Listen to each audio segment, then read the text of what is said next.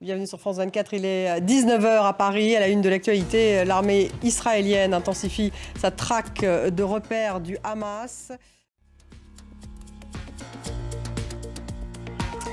Une semaine dans le monde, ça sera dans une dizaine de minutes. On reviendra donc sur les grandes unes internationales de la semaine avec nos éditorialistes. On va bien sûr parler de la guerre entre Israël et le Hamas. On reviendra aussi sur la guerre en Ukraine et puis sur cette rencontre au sommet entre Xi Jinping et Joe Biden.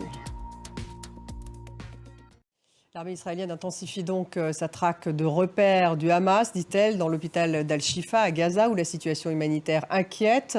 Les télécommunications sont hors service, faute de carburant. Et alors que l'armée israélienne a pris le contrôle du nord de la bande de Gaza, des tracts ont été envoyés à destination du sud, laissant craindre une extension territoriale du conflit. Léo Péchard. Le haut-commissaire des Nations Unies aux droits de l'homme, Volker Turk, a déclaré qu'Israël devait prendre des mesures immédiates, je cite, pour protéger les Palestiniens de Cisjordanie, qui sont la cible d'une violence accrue. L'armée israélienne a annoncé de son côté avoir tué au moins 5 terroristes, je cite, à Jénine, tandis que le Hamas a annoncé la mort de 3 de ses combattants. Nous allons tout de suite, non pas à Jénine, mais à Ramallah, en Cisjordanie, retrouver notre envoyée spéciale Julie Dungelov. Julie, bonsoir. Quelles sont vos toutes dernières infos sur les tensions en Cisjordanie? L'armée israélienne, vous l'avez indiqué, a annoncé avoir tué 5 Palestiniens à Jénine. Le Hamas avait revendiqué la veille une attaque contre un barrage de sécurité près de Jérusalem. Merci beaucoup Julie Dungelov, donc envoyée spéciale en Cisjordanie. Et puis sachez que Recep Tayyip Erdogan est à Berlin. Il a donné une conférence de presse avec le chancelier Olaf Scholz. Direction tout de suite le Sénégal, où la Cour suprême a cassé un jugement qui concerne Ousmane Sonko. On trouve tout de suite notre correspondant à Dakar, Elimane Dao. Elimane, bonsoir. Que signifie ce jugement? Écoutez, ce jugement, selon les avocats d'Ousmane Sonko qu'on a interrogé.